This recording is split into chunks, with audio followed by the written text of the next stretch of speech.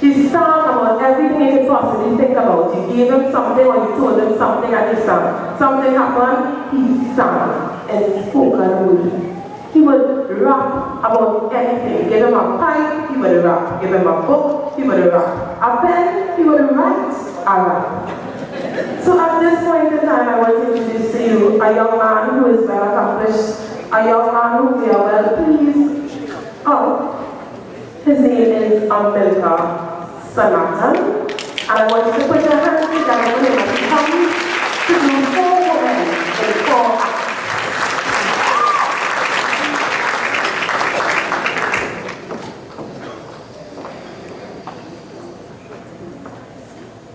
Good evening, everyone. I think the because introduction is better than I performed.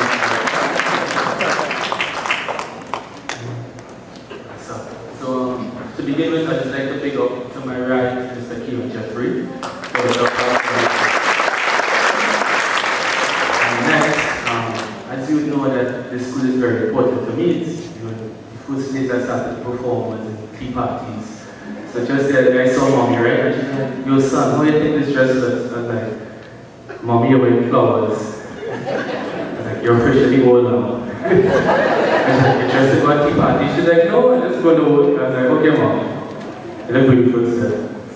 So I started up with spoken word, I also spoken music now, and I hope that you can enjoy it live as much as I love creating it, right? So I'm going to talk about 4 different women, very unique women. I'm actually a part-time lecturer of women studies. So, unique women who I love in very different ways. So 1, every time I come to the stage, I find myself proving to you the way I feel about her. And this is the saddest poem I've ever had to write. And what value the words have if not spoken through the poets, and she's not here on this mic. And I know what it feels like to see night in today and I'm still thinking about her. And there's no breath too wide or too deep or to too high above her. And the silent flames of candlelight is the glowing desire and patience I've had for her. And for her, I dedicate every breath. And if that is not enough, I dedicate a lifetime to her after death. You see, the words of a poet are as gentle as flowers, who lies a many happy heart no lighter.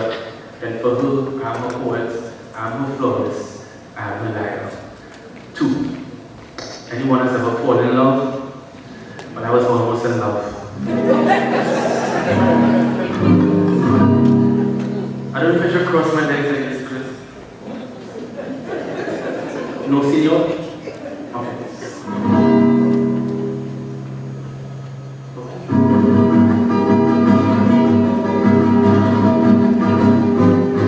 She could be a double spender, probably related to source. She could give me everything, it's like pepper tree, and it's like hope. She could mash it up in soca, and was tuned to dangerous. She forehead could be in VIP, and hairline in general. My blind I said to trust you, I never knew I could. In spite of the above, I think I'm almost in love. You want me to continue? Okay. I just bust my part quiet and pretended someone else. She just thought she part in public with her boiling roti smell. She put her red bobo like she lived on top of a tree. And me gonna send up in la with me, she go put Rasta to shame. My blind I said to trust you, I never knew I could. In spite of the above, I think I'm almost in love. Okay, so I think we'll stop there because I don't want to get into trouble. So here what is the woman? A very important third woman. And I'm just I can pick up Auntie Joan right there. Joan Mason, our director and principal, of the 6th form. So we're going to do one of the first pieces I wrote when I was 17 in my mother's backyard. A Cocoa Brown girl of a derelict village forward stamina. There she made and borrowed water, ate grew food, ate what she grew, always wore her best dress, strong shoes. She was poor, although the family knew as much as children were a blessing, it is an expense. The daughter of a tapia housewife, cocoa pile creation down by colonization. Her hair, my mother's mother that is, not wool but curl like winds bending around bamboo shoots, carrying whispers of dwells and papa. I imagine my mother in tears, my grandmother to Brazilian comb, tugging her hair, tugging unfamiliar texture not of her own. Years later, never would she have known that she'd be in the same position, tugging the hair of her son. To some, I appeared wild, I appeared uncivilized. To her, I wore roots. Roots, our history. Roots, our strength. Roots, our growth. At times, she'd request cordially, cut your hair, son, cut your hair, knowing the ugliness the world beholds. Biases and prejudice as manhood realities unfold, I'd be in a position alone, she requests, cut your hair, son, cut your hair. But I admire your power to move on, to fight for what you believe in. Son, you're just like your father. I blushed, kissed her cheek, bit my tongue because I knew my power came from her. Her hands, tired, mine soft, unskilled, undefined by struggle. I examine my palms, trace lifelines with a pen to injustice to my mother, her life legend, the essence of her being eternal. It is unthinkable of me, ever placing the peak, word as an insult, gracing an ignorant insolent fool with a word I refers to the vagina. He is the word we labor with a fraction of that royal passage. Conception was birth, was sacred, is greatness. It is unthinkable of me, of ever placing this dedication, this glorification in the same category as neo-conscious Rastafarian mother tributes and misogynist youngster rap mother salutes that play greater areas and appear genuine. There shall be no lying, no denying, no twist packaging when it comes to this woman. Womb, man, Queen, Sheba, First Lady, Principal, Factor, Father, Mother, Lender. The fist is not for revolution, the fist is for strength, wisdom, black love, black sacrifice, power. No pen cutting paper to illustrate, no illuminator lighting on her glory. I write, I love you, mother, mama. Her hands, tired, my soft, unskilled, undefined by struggle. I take pride in being a son. Thank you.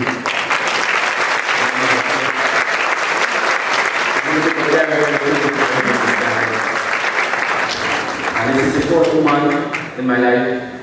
Well, you know, West Indians find very creative ways to get US visas. And I became very interested with a woman from Texas. But she's more concerned about doing her PhD instead of me, which kind of makes sense.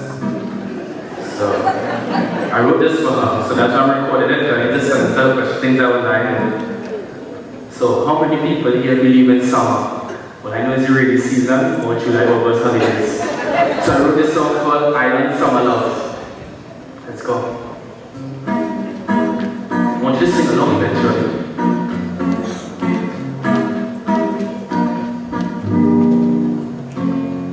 I met this girl from Dallas, and she was a dancer. I told her that I loved America. I told her I was a rapper, how much I love fashion. I keep you home from snowy Shawana's. I promise her that this will be the best August to take a mountain climbing in Barbados. A promise is a promise, my lips see the trust, singing, baby, this must be island summer love. I wrote on my own calypso, we drank her red solo, and took her pictures sticking out our tongues. Hold on, let me take a selfie. She asked if I sang soca, I told her I was the monarch. A real king should never wear his crown. I promise her that this will be the best August to take a mountain climbing in freedom. Promise is a promise, my lips see the trust, singing, baby, this must be island summer love. I told her that I love her, there was no one other except Candice. the name of my sister.